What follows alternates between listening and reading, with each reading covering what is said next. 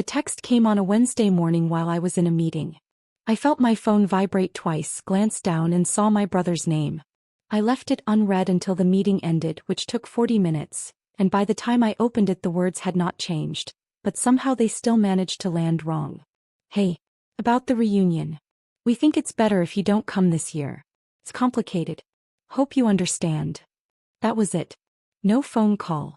No explanation beyond the word complicated, which is what people say when they have made a decision they know is unkind and do not want to defend it. Before we continue, please subscribe to the channel and let us know in the comments where you are listening from. My name is Lauren Ashby. I am 38 years old. My brother Colin is 44, the eldest, the one who has always believed that being firstborn is the same as being in charge. And the family reunion he had just uninvited me from was scheduled to be held at a conference and events venue 40 minutes outside the city. A venue called Ashby House. Named as it happens after me. I should explain how that happened because it is not as dramatic as it sounds and also exactly as dramatic as it sounds.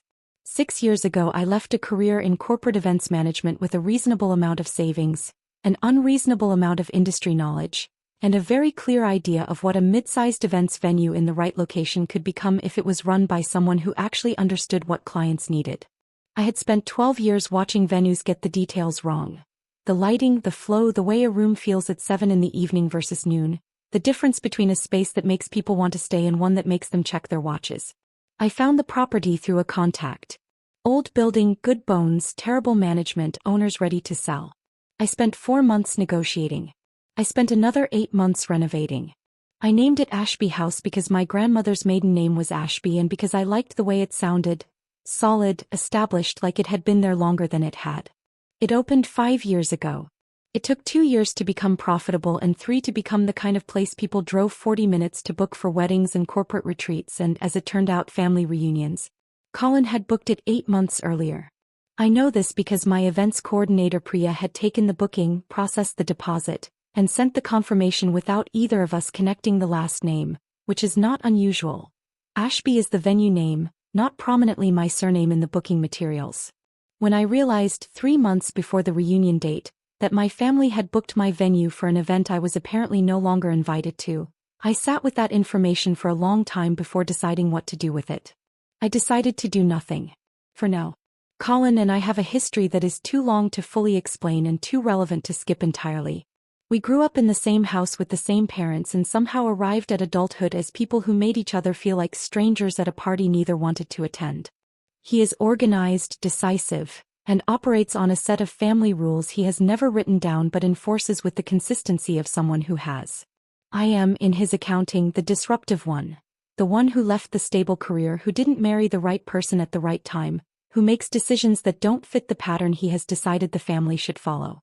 When our parents divorced 8 years ago, Colin managed the logistics. He organized the finances, coordinated the lawyers, kept everything moving. He was good at it. He also, in the process, made approximately every decision without consulting me, including several that affected me directly, and when I raised this he told me I was being unhelpful at a difficult time. I stopped being unhelpful.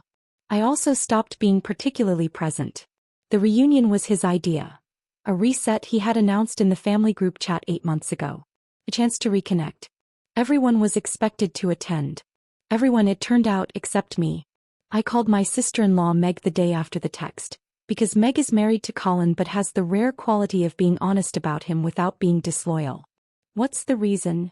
I asked. Actually, Meg was quiet for a moment. He thinks you'll make it about yourself, she said.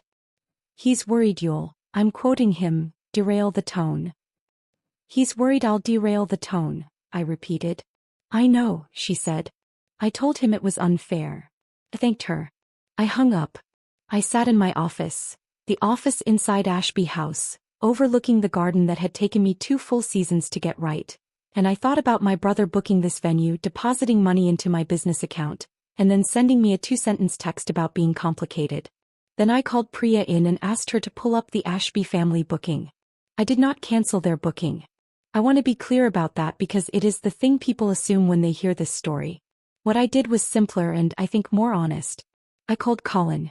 He answered on the 3rd ring, surprised. We had not spoken directly in 4 months.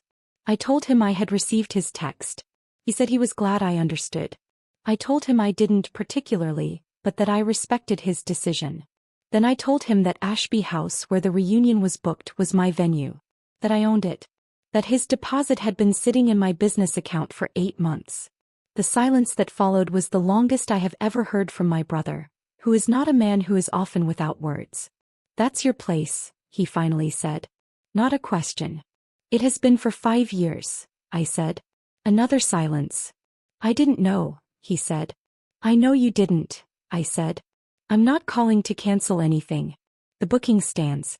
Priya will take excellent care of your event. I just thought you should know whose building you're walking into." I heard him exhale. "Lauren. The deposit is non-refundable," I said pleasantly. "But the venue is beautiful. You have good taste, Colin. You always did." I ended the call. The reunion happened on a Saturday in late July. I was not there as a guest. I was there because I am always there on event days, moving through the building quietly, checking details, making sure everything runs the way it should. I saw Colin arrive with his family at 11 in the morning. I watched from the corridor as he stood in the entrance hall and looked up at the name above the reception desk, Ashby House, and then looked around the room with the particular expression of a man reassembling information he thought he already had. Priya greeted him warmly. She is exceptionally good at her job. At one point in the early afternoon, Colin found me near the garden entrance.